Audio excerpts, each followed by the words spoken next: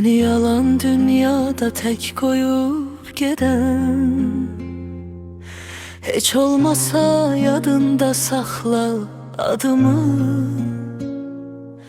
Demirəm qayıt gəl, bu mümkün deyil.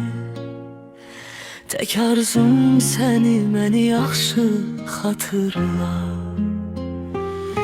Dünən açıb baxmışam köhlə mesajlar, bir əlim yenə də yazmaq istəyir. Dünən kimi yadımda hər sətir sözüm. Tək arzum sən, məni yaxşı xatırla. İçimdə bir kədər var xəstəlik kimi, dərmanı ölümdü olsa əlindən. Mənim sənə uzaqdı indi əllərim. Tək arzum sən, məni yaxşı xatırla.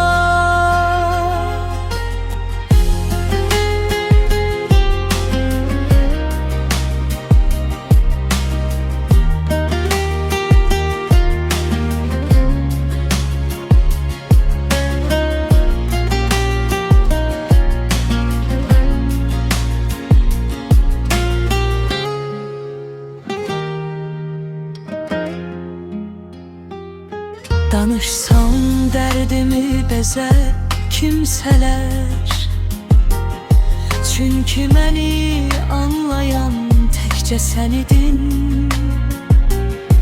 Ömrümü yolunda hədər də etsəm, tək arzum sən, məni yaxşı xatırla. İçimdə bir kədər var xəstəlik kimi, dərmanı ölümdü olsa əlindən. Mənim sənə uzaqdı indi əllərim. Tək arzum sən, məni yaxşı xatırla. İçimdə bir kədər var xəstəlik kimi,